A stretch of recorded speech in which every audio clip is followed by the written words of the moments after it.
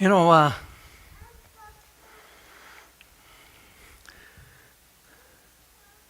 it's interesting how we get somewhat frustrated with God because he doesn't interact in our lives.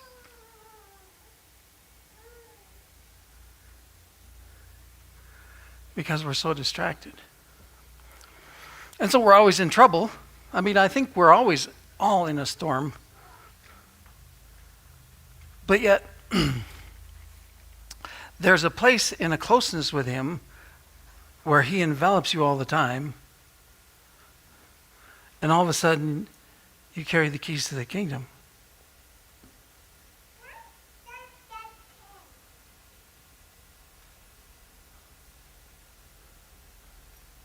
And it isn't, life is distracting, right? I mean, I went through it for years and years and years, being distracted and trying to figure out how to get closer to him. I just as soon, I figured out a way to encourage you all to not go through that.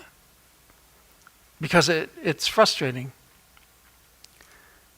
Because life doesn't get any easier. I mean, maybe it does. Does it get easier? It got easier for me once I actually got into his presence and brought him into the center of my life rather than the outskirts. And so everything, and you can say, yeah, but you're a pastor. But I'll tell you what, it doesn't matter. There's no place. It's not that you quit, you go to seminary, or you go become a minister. It's that he just becomes the whole focal point of your life. And all of a sudden things start to change. You know, he had the disciples with him. I don't know how long before he had this little question, and that's where we're going to start today, is who do people say that I am? He asked the disciples. That's a good question.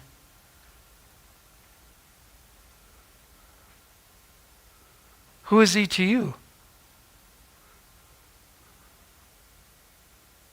Who is he to you? Everything.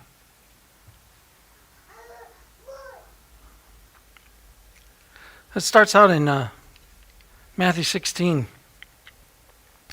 verse 13. It says, when Jesus came to Caesarea Philippi, he asked the disciples the question, what are the people saying about me, the Son of Man? Who do they believe I am? Who do they say I am? And they answered, some are convinced that you're John the Baptist. Now, John the Baptist just died, right? He was just beheaded by Herod. And others say you're Elijah, reincarnated, or Jeremiah. I don't know. Jeremiah was called the weeping prophet, wasn't he? He was always crying. I might fit more with Jeremiah than I think Jesus did. I don't know. But, or one of the other prophets.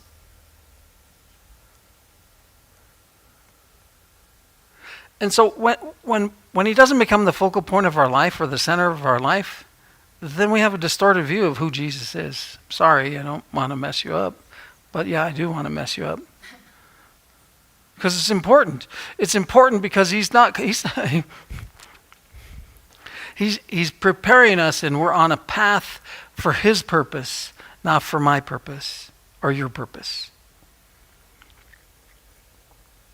And when he's one of those other things, you know, John Baptist was a great guy, right? But he's dead. Elijah, man, I wished I could do the miracles he did. But he's not Jesus. He's not Jeremiah. Talk about words and stuff and prophecy. Awesome. And all the other prophets in the Old Testament, but none of them were Jesus. None of them could set us free. None of them could pay the price. They could give us a word, but that was it. But, he's asking him that, but then he comes to really what I think he wanted to ask him. He says, but you, who do you say that I am? I don't think, it's right in the next verse, Peter answers, but I don't think anybody answered very fast, because it's like, what do you think? I don't know, how do I answer that question?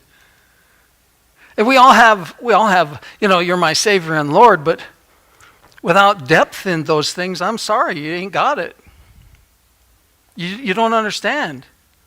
You don't get him into the focal point of your life. Yes, he's your Savior, but he has so much more for you, in store for you, if you just fall into him, if you just climb into him. There's so much more. We all talk about salvation, sure, and that's what a gift, oh my gosh. But it isn't just that moment. It isn't just that entry level into Christianity or into being a son or a daughter of God or a child of God. There's so much more. He wants us to grow up. He wants us to find his purpose in us, and then we have to have that focus to follow his purpose. Is it making sense? In that place, then there's fullness. There's joy. Who is Jesus to you? What would you say? He's the way, he's the truth, he's the life, right? He's the beginning and the end. He's everything. Here's what Jesus is to me. He's loving. Wow. He's so kind. He's so patient with me.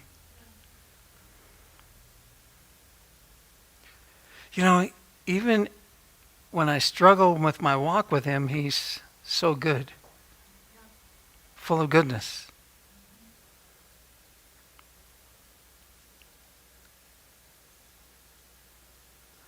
I don't have many friends, so I don't know, you can say, it's easy to be your best friend, but you're all friends, but there's close friends that become kind of really influential in your life, really settling, really helpful. He's better than that. Because he's always accessible. He's always there.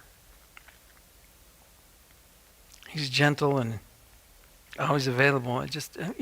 So who am I? Who is Jesus to you? Who is he? See, there's a layers and layers or a pathway that we're on that he's trying to get us to understand and see what and who he is for us. And we get stuck in the place where we say a prayer like, help me through this or fix this, and it doesn't happen, and then we're all frustrated and we're stuck. And it's just because of lack of understanding. Faith, listen, we have this concept that faith is the breakthrough, or faith is getting our circumstances changed. You know what faith it really is? You know how your faith grows the best? You're not going to like this one. Is when he doesn't answer what you want or expect. That's when faith grows. That's when it grows. We just become like the spoiled kid who has everything, right? If he just answers everything, and we're not growing, we're just getting accustomed to being spoiled. He's not looking for spoiled children. He's not looking for spoiled children. He's the best parent of all. And I think most of us failed at that in some way or another. We were good parents. We're just not perfect parents. He has one purpose in your life, to grow you up. Not to make you comfy. To grow you up for his purpose. That doesn't mean you leave or you go somewhere. It means you see what his purpose is in your life, whether it's talking to people, whether it's helping people, whether it's whatever it is. It doesn't. A word is amazing at times. And so then Peter, I don't, how would you come up with this? If none of us were exposed to this sentence, none of us would know how to answer this. But Simon Peter spoke up, and then he says in verse 16, he says, "You're the anointed one. You're the Son of the living God. You're the Messiah."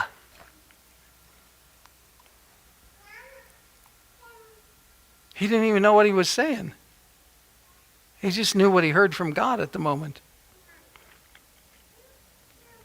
And Jesus replied, "You're favored and privileged, Simon, son of Jonah, for you didn't discover this on your own. Nobody gave you that. No human being gave you that, but my Father in heaven has supernaturally revealed it to you. I give you the name Peter, a stone, and this truth of who I am will be the bedrock foundation on which I build my church, my legislative assembly. And the power of death will not be able to overpower it. The gates of hell can't overpower what Jesus started. The gates of hell can't overpower the church. when you walk in this revelation. So it's a good question. Who is Jesus to you? Is he some distant relative that you put up with sometimes?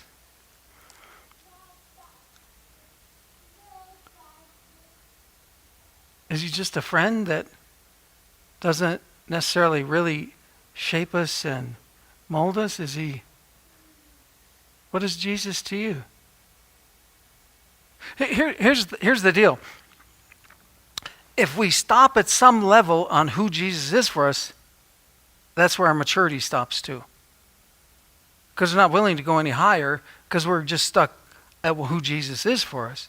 Jesus is so much more, and yet we're stuck here because we're in this place where he's not the focal point of our lives, and when something flubs up or something doesn't go right according to what we think his word is saying to us at the moment, then we get frustrated with him and we kind of stall out. We can spend years there. I did. It's not necessarily a fun place to be. For some reason, I had the connection with him to the point where I couldn't quit.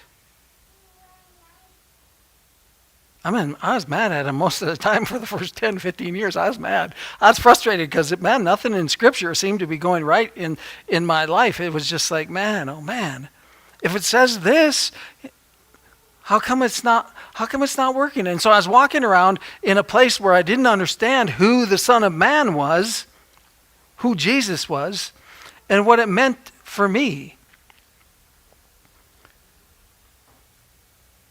And so what did I do? I just worked my butt off. Tried to make money.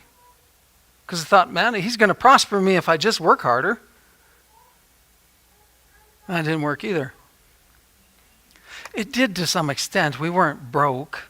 But the circumstances in life, just things happen outside of our control. Bankruptcy was almost on us twice. It's just life happened. You go through those things and you say, what the heck? Where are you? What are you doing to me? This isn't what I thought this was supposed to be. It's supposed to be something like you're supposed to help me through all these situations in life. He didn't stop helping. He just wasn't working on situations or the circumstances in my life. He was working on me. And so here's another statement. Breakthrough isn't the circumstance getting fixed in your life. It's your change in your life to understand him and how he works more. Spiritual breakthrough has nothing to do with like being, we call blessed. New car, big bank account. I don't think that gives a spiritual breakthrough. Spiritual breakthrough comes when we all of a sudden come to the next level of who Jesus is and understand, and we're willing to put him more in the focal point of our lives. Peter, this is great to have that kind of a thing and to come up with that statement, man, Jesus, you're the Messiah. You're the only one. You're our only hope. And that's the truth. But on that revelation, the church finds its purpose. He's the only one. You mean money isn't the answer? No, money's not the answer. Money's not the one. Hare Krishna, he's not the one either. We all got that. We got that figured out. We know that he's the true God. We got that figured out. But how much of a God is he that operates in your life? And we all have a rehearsed statement that says he fixes everything, and he doesn't fix everything. We have a rehearsed statement that says, oh, I love him, he's my Lord, and yet we don't necessarily treat him like Lord.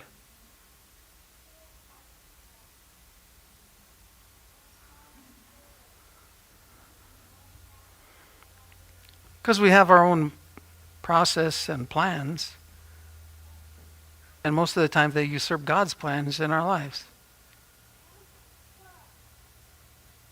Because we're not connecting with the revelation that the gates of hell won't overpower us as the church.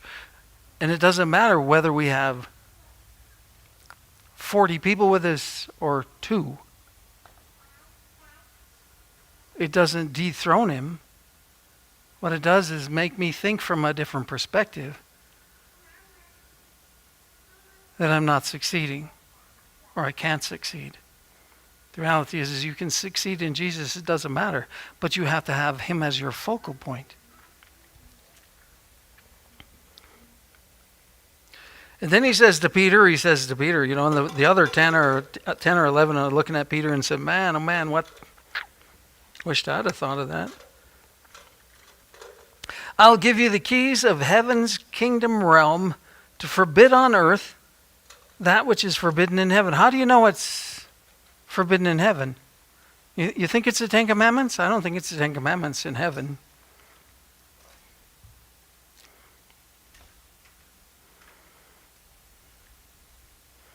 Ten Commandments are here, and they're good, and they're meant to be good for us, but they also prove that we'd never become righteous enough by following all the commandments that God had for us to be accepted by him and righteous in his eyes. Ever.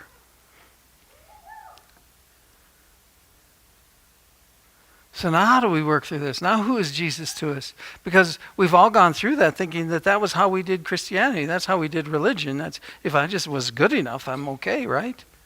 No, I'm sorry. Jesus is the answer.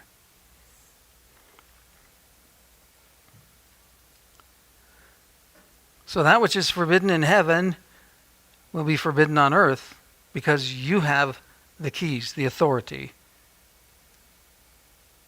And to release on earth that which is released in heaven.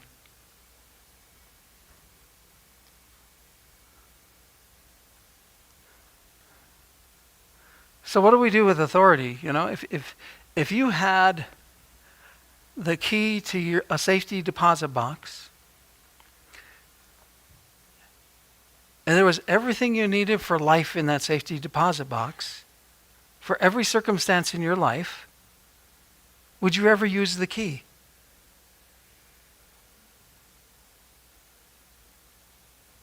It's your key. I would hope you'd use the key. This is your key here also, but it's a spiritual key. And it helps us through every circumstance in life. It truly does. There isn't a circumstance that Jesus sits up there and says, oh my God, I don't know what I'm going to do now. Father, what do you think? What are we going to do? It doesn't happen there.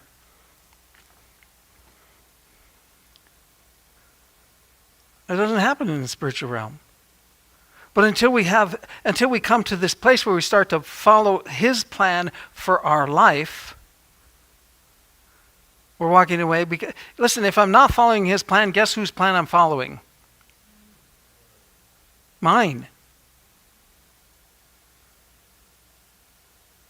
But it's a pretty good plan. I mean, I help people, don't I? I mean, I do good stuff. I quit drinking and smoking. Isn't that good enough?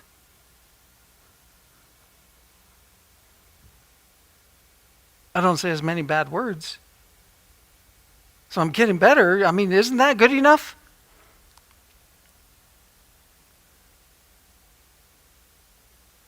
See, everything we base our growth in Christianity is on our flesh instead of our spirit.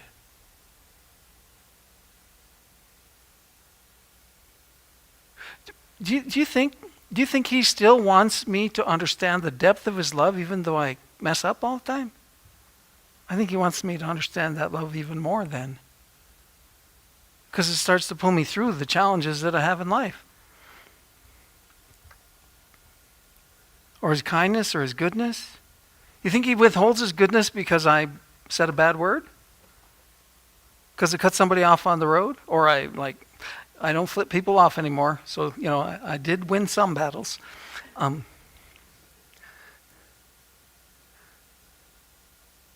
But boy, when they get stupid on the road, I get frustrated with them. So then he cuts off his goodness to me because I wasn't good to that person, right? Isn't that how he works? No, I'm sorry, that's not how he works. That's not how he works. He works on an aspect of you growing up spiritually so that you overcome, so you know what to do with the keys of the kingdom of heaven. So you can bind, you see, you understand what is forbidden in heaven. You have the authority to forbid it here on earth. What's accepted in heaven, you have the authority to pull it down into earth. He gave us the keys and the authority to do all the stuff. What did he do? He said, no, I'll use that in a minute. So where do we go with this stuff? How do we get a deeper understanding of him so that we're willing to start to follow the path or the plan that grows us spiritually, even though I don't get everything I want? But you know what? It's a good thing I didn't get what I wanted, because I'd never be here.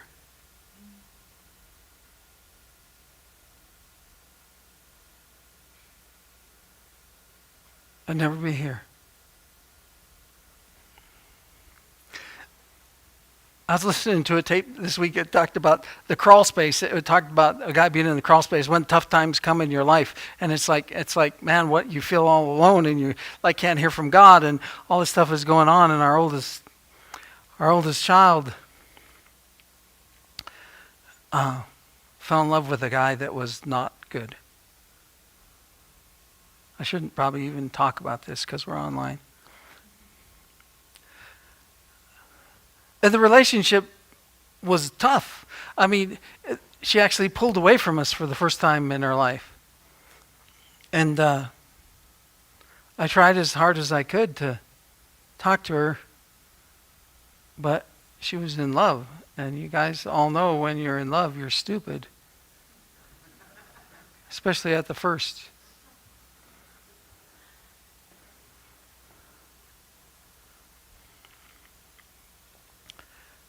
And so I was mad. I was in that crawl space. I was in a coffin almost. I wasn't going to kill myself, but I was in a place where I didn't understand how God, in his goodness, could do this. I was working in a church. I was involved in a church. I led worship. I did all kinds of stuff. I was doing all kinds of stuff. And it doesn't make sense. It doesn't make sense because it breaks us.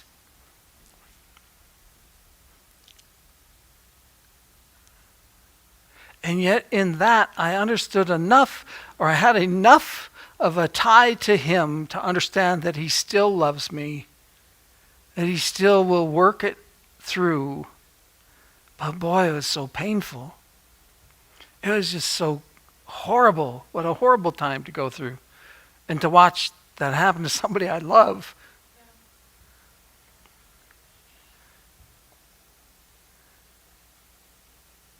And so I thought, well, here's what I'll do.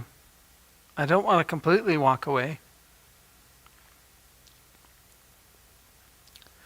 And so I got out of a small church where they needed people to do everything. And I did a lot. I said, we're going to go to a big church. And so we went to a church of about 4,000 people. I said, I can hide there. I don't even have to shake somebody's hand at the door. I can figure out how to get in the door. I'm just leave me alone. I'm just going to go hide. I'm not going to do nothing. I'm just going to sit.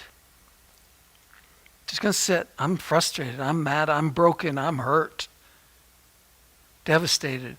Not understanding because it didn't have the concept of who is Jesus to me.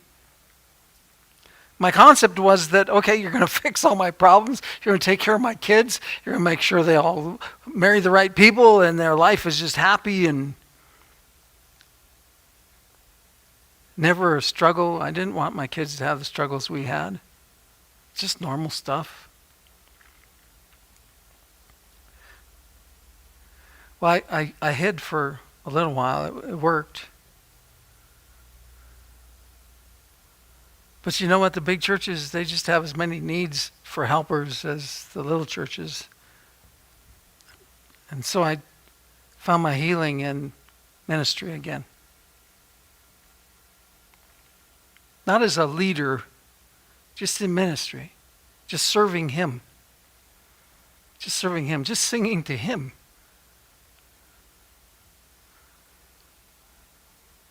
Did I understand? No, I didn't understand. I wished I would have. It would have made it so much easier for those 10 years or whatever it was. I didn't understand.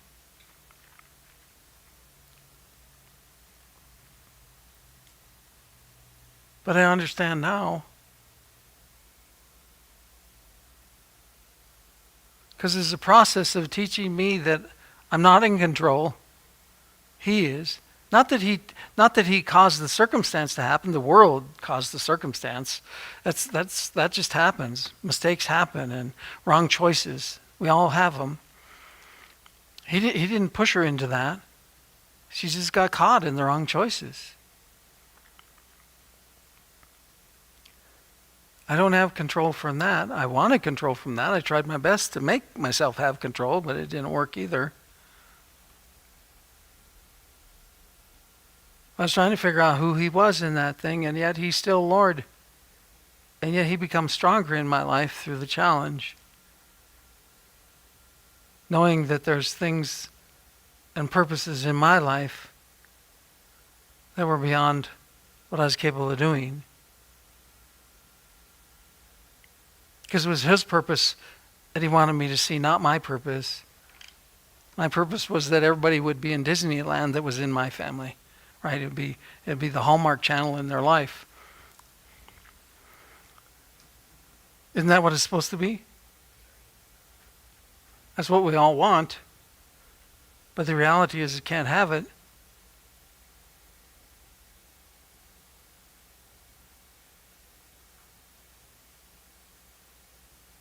So you know what I learned through that thing is, I may not see the answer when I pray. And I know I'm in line with him, but I know the answer is coming. I don't know how long it takes, but I learned some patience, which I never had. I learned how to walk and trust in him, because that was probably one of the hardest things Diane and I ever went through.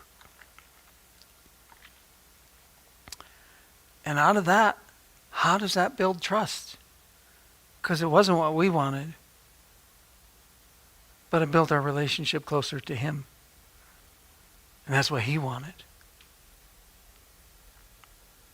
See, it didn't help Peter a whole lot having that revelation, having that he could spurt it out. It says, hey, out of the mouth confession is made, but out of the heart is where belief comes from. Romans 10, 9 and 10. Okay, it's out of the heart. And so here Peter, it doesn't take him long, right? It's like he finally says this, and then Jesus starts talking about he's going to die, right? He's going to Jerusalem, and he's going to be beat up and spit on and tore apart and all this stuff, and eventually they're going to kill him. But he also says, and in 3 days I'll rise again. And you know what Peter did?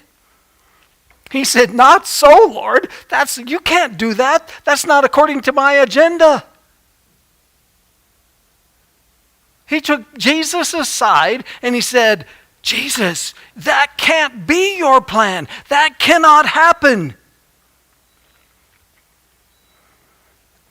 See, Peter had this great revelation with no depth or understanding. And so he's rebuking Jesus because Jesus is following God's plan and Peter couldn't see it. Wow, that's pretty crazy.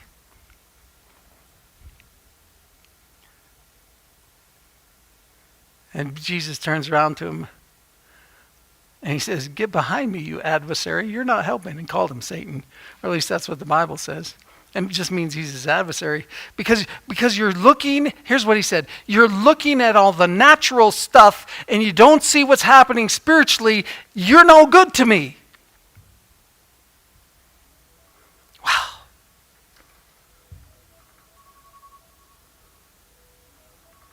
The guy that just had the revelation that he said, here, have the keys.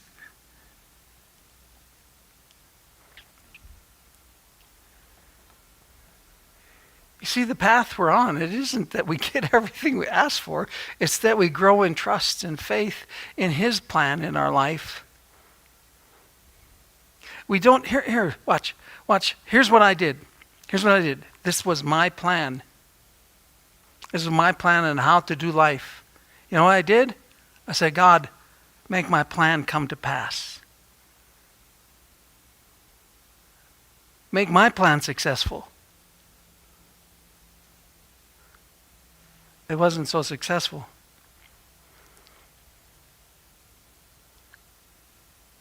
You know what he wanted? Instead of me calling God into my plan, he said, here, this is my plan for you, Paul. You come into my plan. And then you'll have peace. And they'll only understand what joy is, or satisfaction, or fulfillment, or wholeness. Because when I'm coming into your plan, it's not all going to work out the way you want it to. Because here's what I want, Paul. I want you to understand what the authority you have is for. It's not to fix all your stuff. It's to change the world. Or your world, however big it is. Small or big, it doesn't matter. His plan is for us to make a difference in the world. Not in our lives, in the world.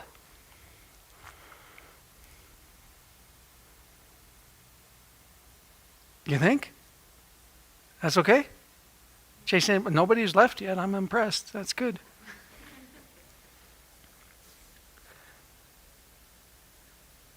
Let's do this one and then we'll. I got 20 scriptures, but we're going to do 2.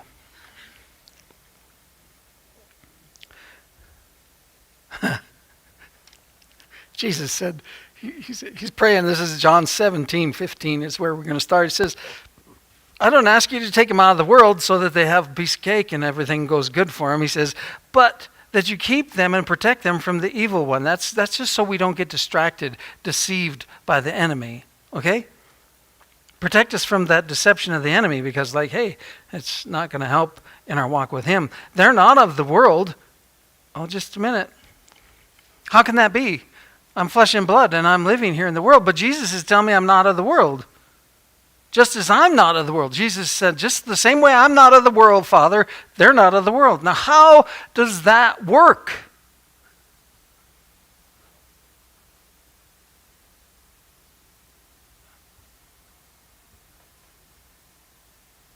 It doesn't. Why do you think he's trying to work on us? So that we can start to see how to live because we're not of the world. Because the keys that we carry, the authority that we have for the kingdom, it's not of the world, it's from him. They're not of the world, just the same way I'm not of the world. Sanctify them in the truth. Okay, now how do we do that? We separate us, right? We gotta separate ourselves from the world. Sanctify them in the truth.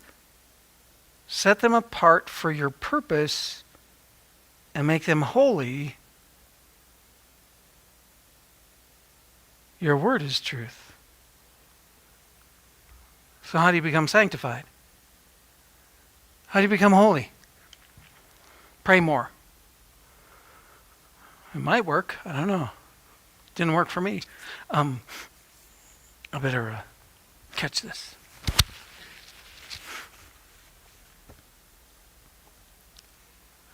How do we become holy? Quit cussing, smoking, drinking. No carousing anymore. That's not making you holy. How do you become holy and sanctified? By believing the truth of what God says about you. That's how it happens. But I messed up. Yeah, I know you messed up, but you're still sanctified and holy. Why? Because Jesus sanctified you and gave you the privilege to become holy as a gift. You know, we think we're really honoring him when we're really good for a few days, right? Man, I'm good. God really loves me now.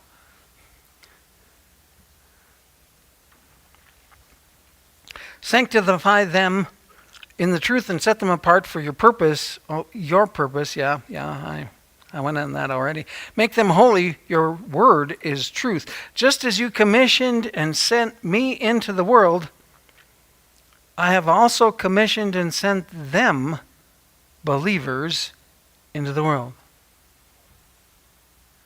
Huh. So do you think the commissioning that Jesus carried into the world with the keys that he had is any different than the commissioning you have and the keys you have? Do you think it's different? Are you less? Do you think you have the same authority that Jesus has? Not as God, but as a child of God. So you only got junior keys, right? You only got junior, what is it? What was it calling? You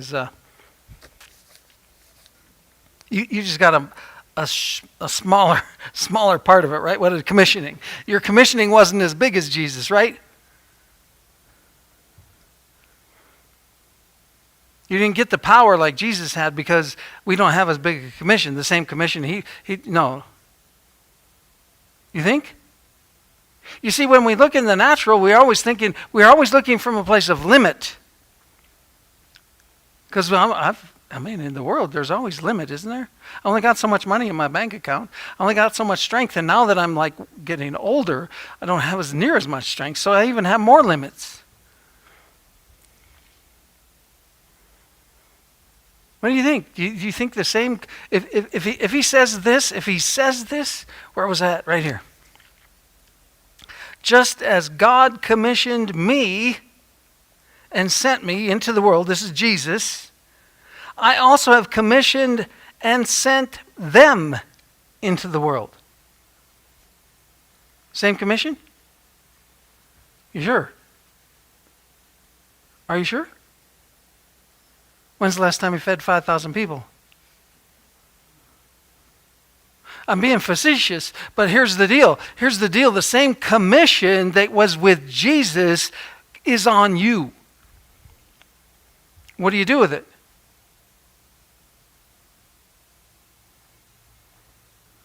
But I prayed for people that didn't get healed. I don't care.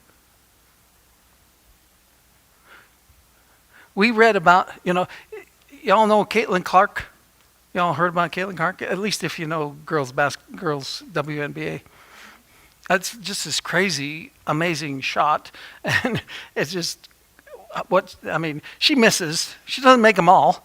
But we get to see all the ones that she makes. It's like she shot from half court and it just right in. Oh my God. You think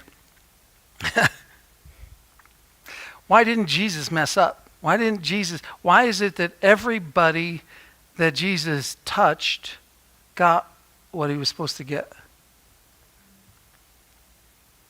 Because his commissioning was better? No, because his listening was better. You know what he said? He said, I do nothing but what I see the Father doing, and I don't say anything unless I hear the Father saying it. Do you think our commissioning would be similar to Jesus if we actually did that in our lives? Did you ever see Jesus doubt? He prayed, right? He prayed before his crucifixion, or as the night, right? He's, Father, take the cup from me if it's your will, but if it's not your will, I'll do it. He wasn't praying that he wouldn't. What he was praying was that he would make it for the purpose. He would live long enough for the purpose of what he had to die on the cross, guys. He had to die on the cross, not in the garden. He had to die on the cross. He wasn't surrendering that. He knew what he came for.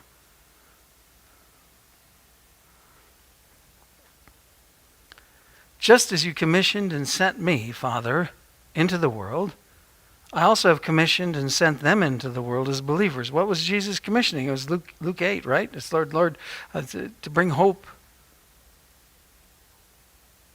That's not a bad commissioning. You carry hope with you? Bring hope? How about freedom?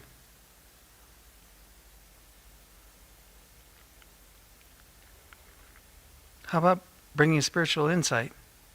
Or actually just spiritual sight?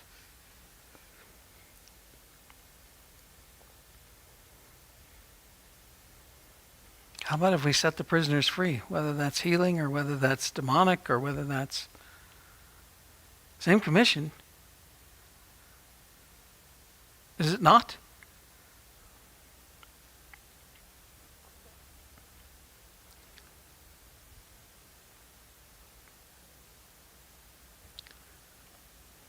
commission sent them believers into the world. For their sake I sanctify, listen to this, for their sake I sanctify myself.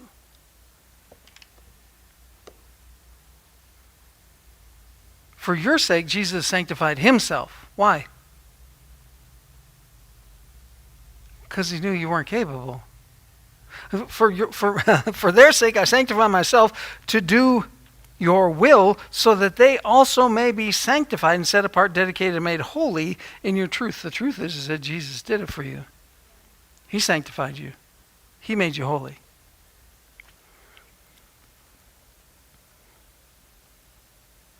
I do not pray for these. Now here we can't, our excuse was that he was talking to the disciples, but in 20 we lose it. It says, I do not pray for these alone. It is not for their sake only that I make this request, but also for all those who will ever believe and trust in me through their message.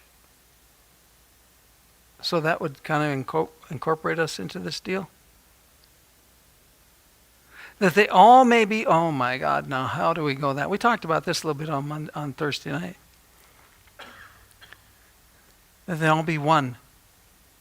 How can we ever be one like Jesus is one with God? I mean, he's he's a part of the Trinity. It's like,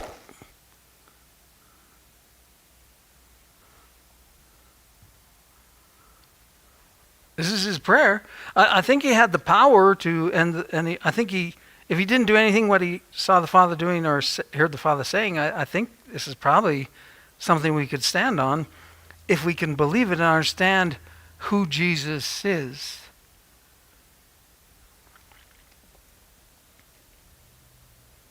That they all may be one, just as you, Father, and are in me and I in you, that they also may be one with us, so that the world may believe without doubt that you sent me. You think the world is without doubt because we come to church? That Jesus is really Lord? You think they think it's really changed the whole culture of the world? It's like, man, I've never heard anybody that's a sinner say, I have absolutely no doubt that Jesus has been here and he died for me.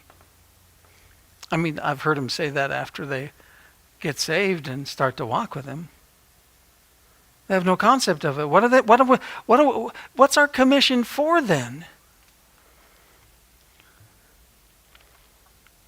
It's to be changed so much that the change shows up in the way we live and people are drawn to Jesus, because nobody changes that much in the world because the world sucks. Could it be that we're supposed to carry so much peace that when we walk into a room and there's nothing but strife and arguments, that it all stops? Why not? Could it be that we walk into a place where there's so much depression and sadness and brokenness that we can actually just walk in there and all of a sudden joy starts to fill the hearts of people in the room? Why not?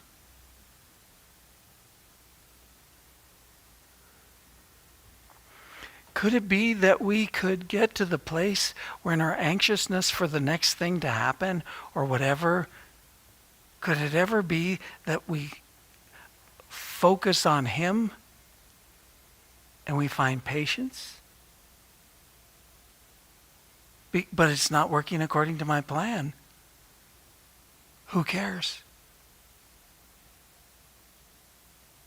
We're working on his plan, not mine. We're working on his plan, not mine, not yours. Here's the kicker.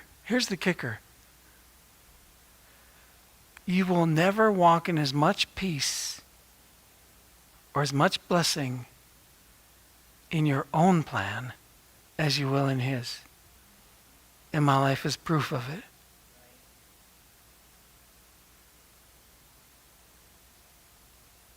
There's proof of it.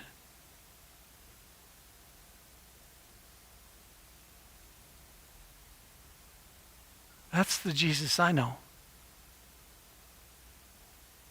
That's the Jesus I try to stay focused on, maybe I should say, because sometimes I lose my focus because of the distractions. That's what he wants us to see. Who do you say I am? Who do you say that I am? Who do you say? Well, I don't know. You never fix all my needs or all my messes, Jesus. I don't know who you are. Or maybe now it's like, who are you? Who am I to you, Paul?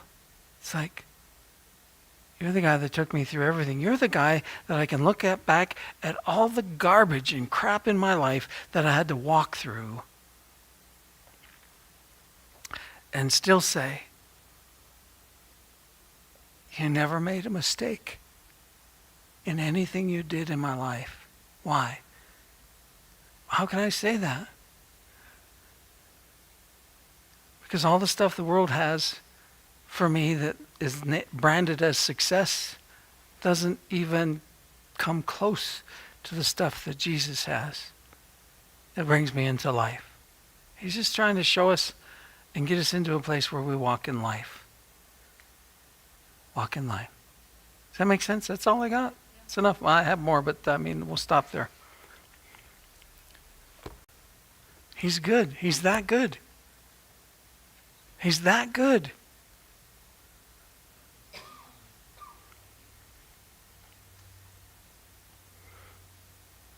He's just that good. He really is.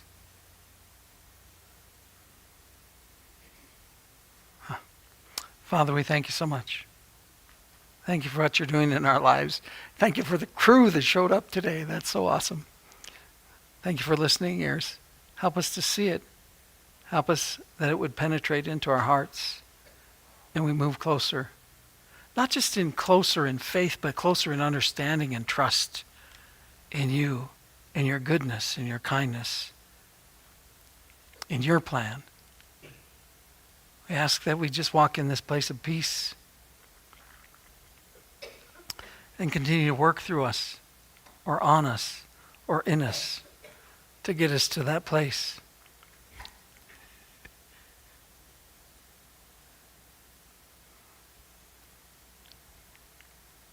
There's a place in you that is so glorious, so peaceful, so fulfilling. That's the journey we're on. Help us to continue to walk. Father, keep us, just like you prayed, don't take us out of the world. Don't take us out of the challenges of the world, but use the challenges to bring us closer to you. Help us to see it from that place. Because you're that good. You're that good. We're stuck on you, Jesus. We really are. We're stuck on you. You stuck on Jesus? Good. Yeah. Don't get unstuck.